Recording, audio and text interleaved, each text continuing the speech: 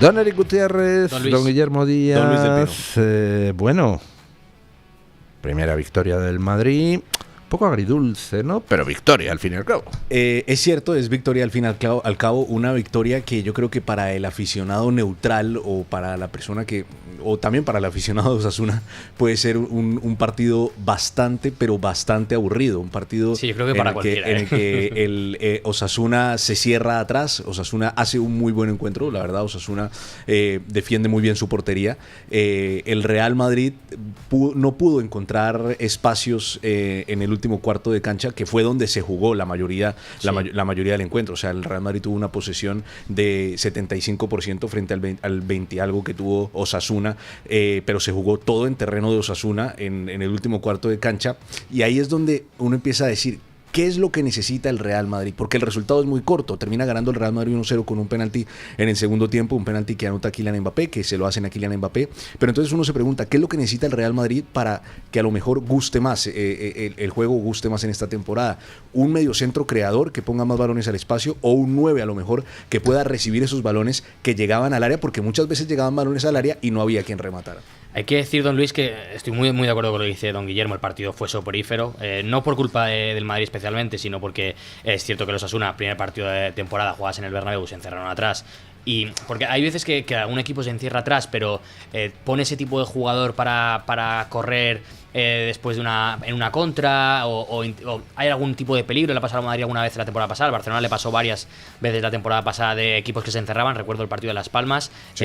Y que salían a contra con mucho peligro. Pero es que ayer Osasuna es que no creó peligro, salvo una ocasión que sí que es verdad que al final del partido que remata, si no recuerdo mal, no sé si es Budimir, que saca a Gonzalo, pero vamos, que no crea ningún tipo de peligro. Entonces el Madrid se encontró esa prácticamente doble línea de 5, que era muy complicada de pasar, bueno, igual de línea de 4 y 5 porque quedaba Budimir arriba, pero que era muy complicada, y es verdad que al Madrid le costó. Y también hay que decir que el Madrid pues viene de una pretemporada muy corta, de un descanso muy corto a causa del Mundial de Clubes, y que ese tipo de partidos a principio de temporada es lo normal que pasen. Decía que para el aficionado neutral y para los aficionados de Osasuna, pues a lo mejor es un partido para olvidar o que no quedará en el recuerdo, pero para el aficionado del Real Madrid tuvo distintas cosas que se pueden resaltar. Estoy de acuerdo. Yo creo que la forma en la que el Real Madrid se plantó en el terreno de juego es muy diferente a la que lo hacía el Real Madrid de Carlo Ancelotti. ¿En qué sentido? El Real Madrid de Carlo Ancelotti esperaba más a los jugadores en su campo. Este Real Madrid presiona más arriba, y también, obviamente, la presión, ¿no? Vemos cómo el Osasuna no pudo generar tantas ocasiones de gol, como bien decía don Eric, porque la presión del Real Madrid era completamente asfixiante. Recuperaba a Osasuna y muchas veces llegaba Brahim, llegaba Valverde, el propio Güler, y la defensa del Real Madrid también estuvo muy bien, por lo cual pues se vieron pocas ocasiones o ocasiones no tan claras de Osasuna. Bueno, parece que hubo lío con la alineación de con la alineación de Franco. ¿Por qué?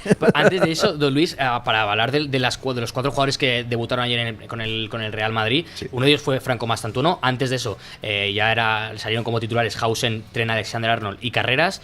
Por cierto, para mí muy destacables Hausen y Carreras, que parecían, bueno, Hausen ya lleva varios partidos, ¿no? Pero Carreras, que fue su primer partido con el Madrid, porque Hausen ya había jugado en el Mundial de Clubes, parecía que llevaba ahí desde el minuto 1, que llevaba 200 partidos con el Madrid. O sea, sinceramente, muy bien los dos alineados por la izquierda en la defensa, con una defensa muchísimo más adelantada que lo que decía don Guillermo, que el Real Madrid de Ancelotti. No adelantada buscando fuera de juego como el Barça, sino adelantada para presionar mucho más arriba y recuperar mucho antes. Y sinceramente me gustó mucho más esa banda izquierda de Álvaro Carreras, porque en la derecha de Trent Alexander-Arnold yo creo que está empezando a dejar alguna que otra duda, y no me sorprendería que Carvajal le acabe sorpasando en no tantas jornadas, cosa que era sorprendente al principio de temporada, ¿no? Yo creo que no era un partido para Alexander-Arnold. Yo estoy de acuerdo que de esos 3 debutantes que fueron titulares, fue el que menos puntuación se le puede dar a Alexander-Arnold, pero yo creo que a Alexander-Arnold no se le está comprendiendo su estilo de juego. Es muy particular. Alexander Arnold no es un lateral que como se les conoce como laterales carrileros flecha larga que llegan a la línea de fondo. No lo fue así en el... Laterales carrileros flecha larga.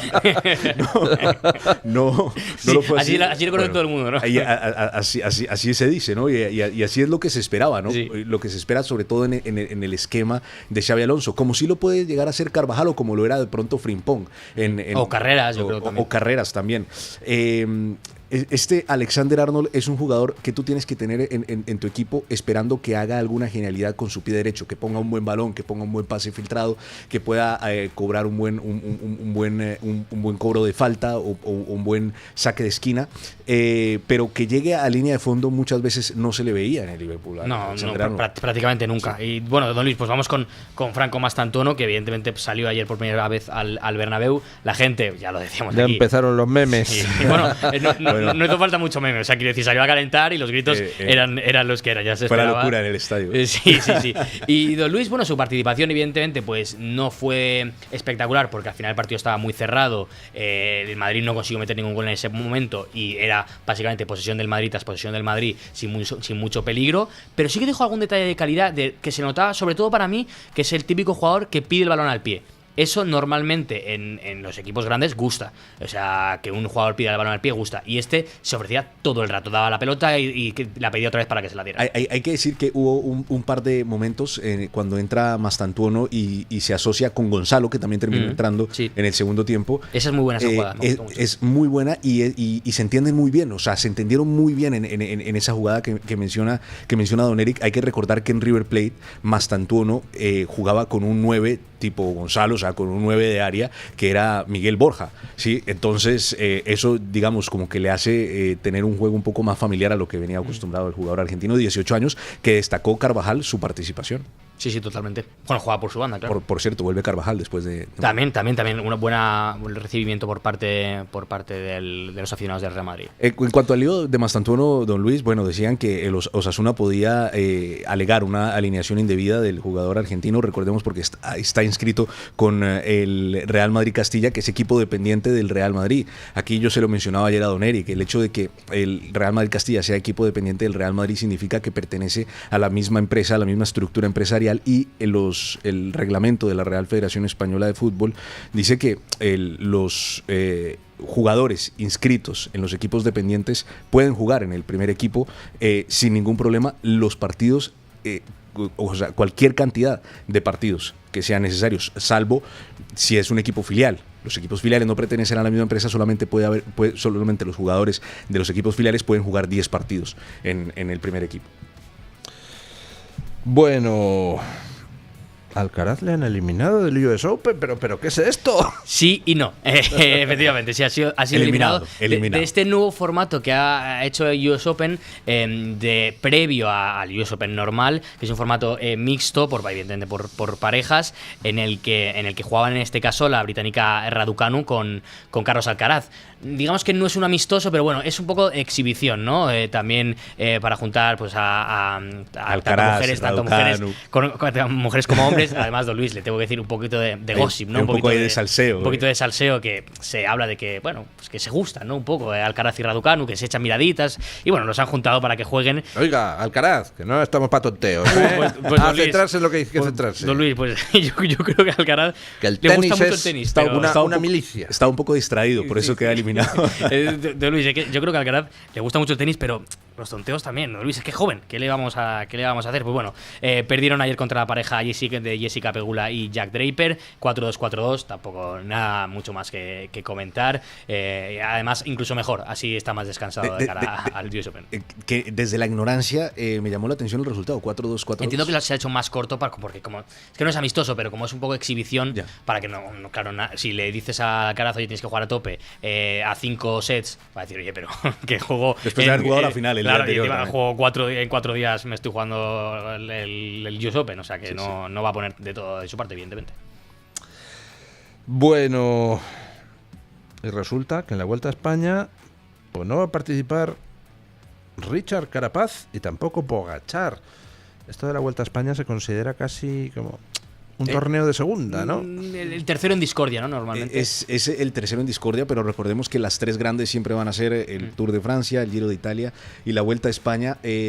Ya conocíamos que Tadej Pogačar no va a estar en esta Vuelta a España después de haber ganado el Tour de Francia, y lo mencionábamos aquí, que el equipo de Tadej Pogačar, el UAE, va a ser liderado por Ayuso y Almeida. Sí. por Juan Ayuso y por el portugués Joao Almeida. Pero bueno, ahora se salta la noticia de que Pogačar no va a estar, pero se me hace muy extraño. Porque, Carapaz. Carapaz no va a estar. Se me hace muy extraño porque su equipo, el Education First, lanza el comunicado diciendo que quiere que el ciclista se prepare para las clásicas de otoño y para el Mundial de Ruanda, cuando se supone que es más importante la Vuelta a España. Yo creo que es claro. Que esos campeonatos. Yo la verdad no sé, pero bueno, es la estrategia que tienen. Vamos a ver qué nos trae el Education First para la Vuelta a España. Bueno, muchísimas